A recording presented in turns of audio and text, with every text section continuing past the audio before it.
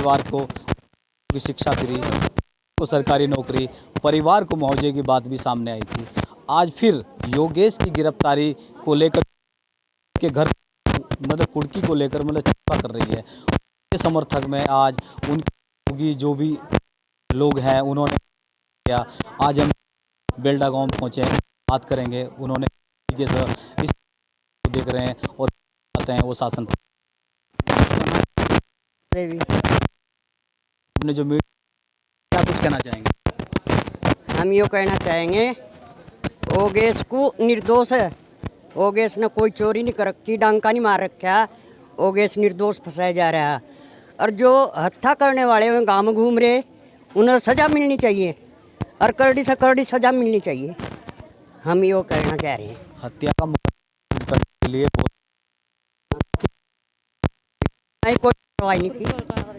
कार्रवाई नहीं की कोई भी, उसे कार्रवाई को करनी चाहिए और योगेश को बिल्कुल निर्दोषी ठहराया जाए। ताई, नाम क्या है? क्या कुछ कहना चाहेंगे? क्या कहना चाह रही, मेरे को तो कहना तो मैं तो अच्छा नहीं है। मैं ये कहना चाह रही योगेश भाई वो जो नाजायज फंसाया जा रहा है, अब भी जितने जेल में छूटने चाहिए, हमारी कार्रवाई कोई नहीं सुन सकता। चलिए, आपका नाम? क्या कुछ कहेंगे योगेश जी? योगेश जी निर्दोष हो, बिल्कुल निर्दोष हो, कोई कसूर योगेश भाई का नहीं हो। शासन प्रशासन से क्या मांग करते हैं? सर प्रशासन तो यही मांग करो, जितने जेल में वो बाहर निकलना चाहिए, जितनों की उन्होंने गिरफ्तारी दे रखी उनकी रिहाई होनी चाहिए, जेल तक नहीं जाने चाहिए। जिन जिन के ना हो, अगर उनके ना आगे और या जेल चले गए तो हम थाने में भी बिल्कुल डेरा डाल देंगे और सड़क भी जाम करेंगे। चलिए, और भी हमारे साथ हैं, हम बात करेंगे। आप? मेरा नाम सीताराम अम्बेडकर है। अम्बेडकर जी, आज आपने जो मीडिया को याद किया, आपके हाथ में कुछ लिखा हुआ है, मुख्यमंत्री आए और आंखें खोलो, ऐसा कुछ है, तो क्या कुछ संदेश देंगे? देखिए, मैं इस पूरे प्रकरण में लगा था और मुझे एक एक घटना की पूरी से जानकारी है। इसमें कई बार हम लोग जो है मुख्यमंत्री जी से भी मिल चुके हैं और अनेकों नेता भी यहाँ पर आ चुके हैं, लेकिन ऐसा लगता है कि सभी आंखें मूंद कर बैठे हुए हैं। दलितों पर जिस तरीके की बर्बरता इस प्रकरण में दिखाई दी है, पहले तो पंकज की निर्मम हत्या कर दी जाती है, प्रशासन द्वारा उसको दुर्घटना दर्शाया, अत्याचार और जातिवाद में संलिप्त मानसिकता के चलते। उसके बाद जब हम लोग को जानकारी होती है कि इस तरीके की बर्बरतापूर्ण हत्या कर दी गई है पंकज भाई की, तो हम लोग शांतिपूर्वक तरीके से, क्योंकि हम अहिंसावादी और संविधान में आस्था रखने वाले लोग हैं, पूरा दिन जो है हम थाने में बैठे रहे, शाम तक बैठे रहे। शाम तक भी कोई हमारी रिपोर्ट दर्ज नहीं की गई। उसके बाद हमारे ही लोगों पर जो है सुनियोजित षड्यंत्र के तहत जो है लाठियाँ भांजी, इसमें किसी का दोष नहीं था। उसके बाद गांव में आकर जो है दबंग रोड गुंड के द्वारा जो है और पुलिस प्रशासन मिलकर हमारी महिलाओं, बच्चों और बूढ़े बुजुर्गों, यहाँ तक कि मृतक पंकज के पिता तक को नहीं बख्शा गया। उनके साथ भी इतनी दरिंदगी से मारपीट की गई। जितने भी लोग अभी तक जेल में हैं उन लोगों के भी निरंतर आज लगभग 20-25 दिन हो चुके हैं प्रकरण को, उनका इलाज चल रहा है और एक एम्स में भर्ती है। कईयों के हाथ पैर टूटे हुए हैं और बहुत सौ को डरा धमका भी दिया है, वो घरों में ही घुसकर बैठ गए हैं, कोई सामने आने को तैयार नहीं। इस संबंध में हम मुख्यमंत्री जी से कई दफ़े मिल चुके हैं, लेकिन उनके मुंह से इस प्रकरण को लेकर अभी तक भी जो है संतोषजनक वक्तव्य नहीं निकले हैं। मृतक के परिवार को अब तक मुआवजा तक नहीं मिल पाया है। मृतक की पत्नी को जो है कोई नौकरी का आश्वासन नहीं मिल पाया है। 302 में मुकदमा दर्ज होने के पश्चात भी हत्या आरोपियों को गिरफ्तार नहीं किया जा सका है। इस पूरे प्रकरण में जो मुख्य भूमिका निभा रहे हैं रोड समुदाय के लोग, उनको गिरफ्तार नहीं किया जा रहा है। निर्दोष दलित समाज के जो उभरते हुए लोग हैं, जो उत्पीड़न के खिलाफ हैं, हिंसा के खिलाफ हैं, उन लोगों पर अनावश्यक तौर से कार्रवाई की जाती है। योगेश का पूरे मैं आयोग के कार्यालय में जिस समय हमारे माननीय एसपी और एसडीएम महोदय वहाँ पर तलब किए गए, उन्होंने पूरे इस घटनाक्रम की स्क्रिप्ट दिखाई गई वहाँ। जिन लोगों पर भी इन्होंने मुकदमे दर्ज किए हैं दलित समाज के, एक भी व्यक्ति उसमें दोषी नहीं है। हमारे माननीय अध्यक्ष जी ने भी उनसे सवाल किया कि इनमें बताओ जो भी लोग दोषी दिखाई दे रहे हैं, इनमें से जिन पर आपने कार्रवाई की है कौन कौन है। तो वहाँ उन्होंने चूँ नहीं खोली, क्योंकि होते तो वो बताते। तो पूरा नेता प्रतिपक्ष के साथ में जो है कांग्रेस, हमारे बड़े पूर्व मुख्यमंत्री हरीश रावत जी तक जो है गए, पूरा डेलीगेशन गया, प्रदेश अध्यक्ष जी भी साथ में थे, कहीं 6-7 विधायक साथ में थे, कोई आवाज़ सुनाई नहीं दी। उल्टा हम लोगों को दिख रहा है कोई ओबीसी की बात करके जो है हत्या आरोपियों के समर्थन में आ रहा है, कोई किसानों की बात लेकर हत्या आरोपियों के समर्थन में आ रहा है। तो ये बेहद ही गलत है। भारत के जो स्वर्णिम इतिहास रहा है बुद्धमय भारत का, अहिंसावादी भारत का, आज वो कहीं ना कहीं कलंकित, शर्मसार करने का काम कुछ लोग कर रहे हैं। मेरी शासन प्रशासन से यही रिक्वेस्ट है, पहले तो जो दोषी प्रशासन में अधिकारी रहे हैं उन्हीं से इन्वेस्टिगेशन कराई जा रही है, वो किस तरीके से हम लोगों को न्याय दिला सकते हैं।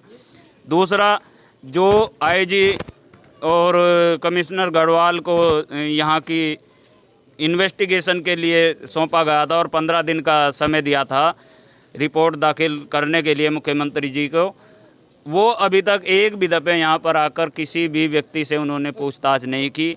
उन्हीं लोगों से जो इस प्रकरण में दोषी पुलिसकर्मी हैं, उन्हीं लोगों से इन्वेस्टिगेशन करा रहे हैं। ये बेहद ही निंदनीय है, क्योंकि उन लोगों के प्रति जातिवादी और भ्रष्टाचारी चेहरा उनका सबके सामने है। वो एक तरफी, एक छत्र होकर दलित विरोधी कृत्यों में संलिप्त हैं और कार्रवाई कर रहे हैं, जिसका हम विरोध करते हैं। अच्छा, SC से यहाँ से कुछ लोग आए जो मंत्री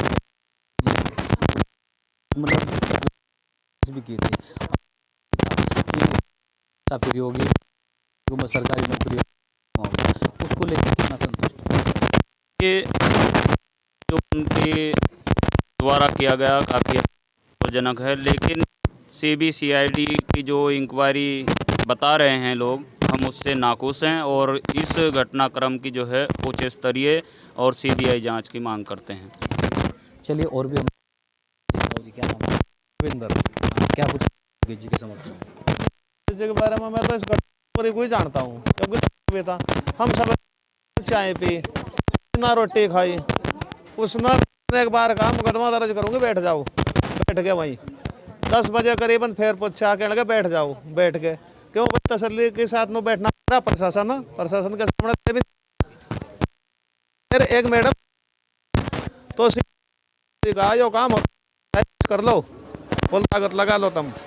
CO के बयान थे ये, तो उस CO ने पूरा पंगा करा, फिर पुल पर लाठीचार्ज CO ने करवाई, खुद कह कर योगेश को निर्दोष फंसाया जा रहा है। बल्कि योगेश तो ही जितने लड़कों के नाम 13-14 उठा भी रखे, एक भी अगर जो कहीं फोटो में आ रहा है या वीडियो में आ रहा है तो मैं सचिन प्रधान का गुलाम बनूं और जेल कटवा सारी उम्र। यह षड्यंत्र कर रचा पूरा और सचिन, क्योंकि समाज का एक नेता योगेश था जो हमारे सामने इनके बोलना चाहता था, लेकिन उसे ये कुचल कर चाह रहे कि दोबारा कोई समाज का इसका कोई जाकत अपर ना उछड़ा, हमारे सामने ना बोल सको। भाई मैं दावे के साथ कह रहा बिल्कुल, चाहे हम मर जाएंगे या मिट जाएंगे, पर इन जागतों को जेल नहीं जाने देने के, चाहे हमें सड़क पर कट कर मर जाना पड़ी हो, पर हम बिल्कुल तैयार रहेंगे किसी चीज़ से भी पीछे रहने के। हम ऐसे इन्होंने इस षड्यंत्र कहते हैं योगेश फंसा दिया, कुलदीप फंसा दिया, नितरपाल फंसा दिया। एक पर डंडे तो दिखा हुए हैं जहाँ पुलिस बता रही, और हम सैकड़ों डंडे, लाठी, तलवार दिखावा, पिस्टल इन पर, लेकिन उस हमारी उस चीज़ को कोई गौर नहीं दे रहा। क्यों? प्रशासन ही नहीं का, शासन ही नहीं का। वह मैडम आज भी रुड़की में खोली घूम रही, और वह खोली आम गांव में धमकी देती है जो मेडिकल बनवाएगा या हमारे मुकदमे कराएगा तो इससे भी बदतर हाल करेंगे तुम्हारा प्रशासन। वह खुलेआम गांव को चैलेंज करके जा रही। तो ये तो देखो कानून का कितना बड़ा वो, नहीं कानून का सहारा तो लेता, हर व्यक्ति कानून का ही सहारा लेगा, क्योंकि वो गरीब तबके का, वो कानून का सहारा लेने दो जाएगा, मुझे नहीं मिलेगा। और उसी कानून में डंडे लग रहे, और तो नंगी कर करके पिटे जा रही, लेटरिन के बाथरूम के दरवाजे तोड़ के पिटे जा रहे, छोटे छोटे बच्चे पिटे जा रहे। कर्फ्यू के अंदर जब कर्फ्यू लग जाए, आपको मालूम होगा किसी नियम के अनुसार किसी दरवाजे के अंदर पुलिस नहीं घुस सकती। कर्फ्यू में हाँ कोई रोड पर दिखाई दिया तो उसको सुट्टे मार सको, किसी कानून में नहीं है, कहीं भी मुझे दिखा दो। हर दरवाजे दरवाजे तोड़ तोड़ कर कर्फ्यू जब धारा 144 लगा चुके थे 6 बजे तक, तो कैसे घुसे 3 बजे तक घरों में? 3 बजे तक दरवाजे तोड़े, मोटरसाइकिल ठाई, लोगों को पिटते गए। धरपकड़ 3 बजे तक पूरी रही और इस लड़के को 3 बजे ट्राली लाए, ज़बरदस्ती फोकने की लकड़ी लाए, वहीं से ही रोडों का ट्रैक्टर आया तो लकड़ी यहाँ झाड़ी, लकड़ी झाड़ कर लाश को उठान गए। तो उसका पिता जब लाश पर पड़ गया, उसे इतनी बेरहमी से छेदते गया, बहुत ज़्यादा, उसकी माँ तक को भी छोड़ी। इतना बड़ा अन्याय होता है, प्रशासन को तो खुद दिख रहा होगा और इस सचिन प्रधान को भी दिख रहा होगा। जो मुख्य आरोपी सचिन प्रधान, उसे ठहराना चाहिए मुख्य आरोपी, इसका पेपर सचिन प्रधान है। जांच होने के बावजूद भी हम ये कह रहे, जांच में ऐसी पा रहा है, इसको जेल वगैरह है, अगर जांच करो। इससे पहले कुछ नहीं होने का, इससे पहले थाने के प्रशासन सोचा कि मैं जल्दी में कोई काम करूँ, कदम उठाऊंगा तो नुकसान इसका प्रशासन को होगा या सरकार को होगा, जिम्मेदार दो ही होंगे। अभी तक इन पर SC लगाई थी, मुकदमा दर्ज हो चुका, 11 दिन हो गए, पुलिस ने एक भी व्यक्ति को रोड के समाज के उठाया हो तो मैं गारंटी दूँ। और एक आदमी खुलेआम ही चमारों को गाड़ी दे रहा, अगर वो चमारों का लीडर आया था, नो आया था, उसे इतनी माँ बहन की गाड़ी बकी, उसे भी आज तक ठाया नहीं है।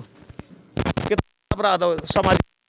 देखिए समर्थन में हुई वो सामने है। आयोग ने भी साफ तौर पे कहा था रुड़की में जब प्रेस कॉन्फ्रेंस हुई थी SSP और DM को कि अगर आप चाहते तो इस मामले को शांत भी कर सकते थे, ऐसा नहीं हुआ। ये ग्रामीणों का कहना है कि अब तक हत्यारे यहाँ से वो खुले घूम रहे हैं, लेकिन योगेश जो बिल्कुल भी इस प्रकरण में नहीं है, उसके घर पे कल मतलब चस्पा कर दिया गया है वो मतलब कुर्की का। इसको लेकर के क्षेत्र में काफ़ी मतलब सनसनी फैली हुई है। क्या शासन प्रशासन अब भी ये चाह रहा है कोई बड़ी घटना हो? मैं संजय लांबा, आप देख रहे हैं भारत TV न्यूज़। हमारी जो भी इस वीडियो को देख रहा है, ज़्यादा से ज़्यादा लाइक करें, फॉलो करें, शेयर करें और इनको मतलब इंसाफ दिलाने के लिए पीड़ित को इस वीडियो को जितना शेयर कर सकें उतना करें। नमस्कार।